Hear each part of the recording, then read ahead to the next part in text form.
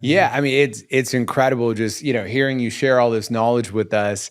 And also, I think you're really helping to break the stereotypes of how YouTubers are seen. Like, essentially, you're the face of YouTube, which I'm sure comes with a lot of responsibility. I guess. But, it's before there was more so like a lot of parents saying like, oh, you can't take YouTube serious as a career, right? Oh, they still say it now. It's still said, I think it said less than like when we were growing up. Yeah. But I think you've come to show that like, not only can you take YouTube and create a massive business beyond just content, but also with launching products and businesses. Yeah. And then also with philanthropy, like whatever your end goal and your passion is, like you could accomplish it through content creation. And that's why like my recommendation to any young people is always try to find a way to like build audience, right? If you're interested in launching any business, because ultimately that's a way that you could market your products. Yeah. And the formula that I believe that you also follow so well is first you create content, then that content is used to build community, and then you use that community to create commerce. And then you launch all these different products that your community actually cares about. Yeah. So you have all these products out there. Is there a next product that's on your mind that you could talk to us about? Yeah. I mean, there's a lot of things I want to do. Because we have like the largest gaming show in the world. We get like 10 million views a video. And so obviously I want to buy a mobile gaming studio and make mobile games. There's a lot of things I want to do. So it's, like 2 to 3 years if we sit down here, it's going to be completely different. We're going to have you on every season. Yeah, exactly. That's what I do at Colin Smear. I go on once a year. Yeah. And it's funny to look back because every year it's like so different. It's like this one year I'm like, I'm just trying to figure out how I can do this video. And the next year it's like, I'm trying to figure out how to manage 1,000 restaurants. And then now it's like Feastables and stuff. I mean, Feastables is going to launch. We're going to do cookies for our next product, try to make healthier, better for you cookies. I mean, Beast Burger. We're building our first physical restaurants. I mean, everything. It's just like, the beauty is I don't care to make money. So it's like Beast Burger, if you hypothetically do 90 million in a year in revenue, just take the profit and go build restaurants. Like Feastables, if you do revenue and you make a couple $1 million, just go build the next product. Like, I don't care. And so that's kind of the fun part is I just like finding these guys. Like our guy in charge of Feastables helped build RX Bar, which sold, and he's a genius. Like he just understands the market. He's already built a company like this before, and he's great. So I like to find these geniuses that have tons of experience and just crush it in their industry,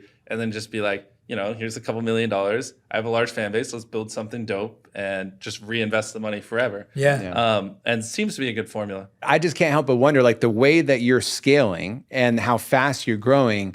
Eventually, I'm guessing, this is going to either lead to a public company or it's going to lead to some acquisition or something, or I guess you could run it yourself. But so what happens when you have like a board of directors now that are sitting with you and says, Jimmy, you went over budget on this video. Like we're going to have to. Well, Face Clan went public and that was really cool to see because they're just below $1 billion. I don't know. When this goes up, they might be a couple hundred lower, a couple 100 million higher, whatever. But in general, they went public. It's being well received. So there is a world we might go public one day, but I will never do anything where people can tell me what I have to do. And it also, like, if Mr. Beast went public, it's like Mr. Beast is me. So it's like, that wouldn't be authentic if there's a board that could tell me. You wouldn't hire a John Scully that could kick you out. But there's like things like the guys who founded Google, they have like the Class A shares where like one share is like 10,000 times more voting rights than a normal share. So even though they don't own much of the company, they still control it. So like obviously we would do something like that. You know what I mean? So you've hit the 100 million on YouTube. So is 100 million on TikTok next? Yeah, that's what I want to do. We've been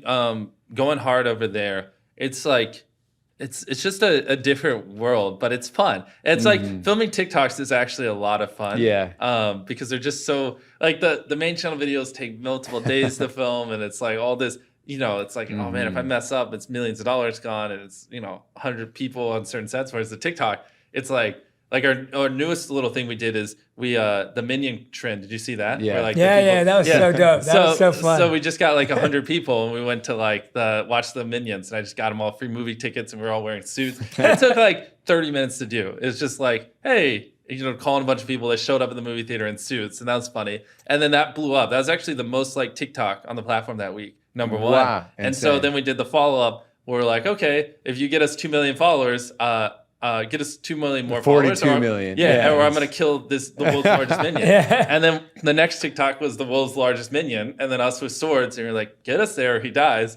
And then like 3 days later, we didn't hit the goal. We were like just short. So I've never seen you not hit a goal, by the way. Know. I was shocked. I was like, I wonder if that affected Jimmy in any way. No, Did it? I kind of didn't want to hit it because I wanted to kill big names over here. I didn't I purposely didn't try too hard to hit it. Okay. And then we didn't hit it. And then it's a TikTok of us just slicing the world's largest minion, like super tall, in half and like, stabbing it. Yeah. And like, so that was just goofy. Like that on YouTube just wouldn't make any sense. Like what did I just explain to you guys? It made no sense. But like on TikTok, people love it. And the algorithm's good at like, oh, well, they like this one, those serve part 2, part 3, part 4. And so it's like, the cool part is like, we can do like little, just stupid, idiotic series over there. And it's nice to get that little, just, I don't know a good word for it, but just that weird creative energy out. Because like my main channel is so serious, I can't really do that, you know? And so it's a good outlet for that. But yeah, ideally this time next year we have 100 million on TikTok as well. I want to get next year.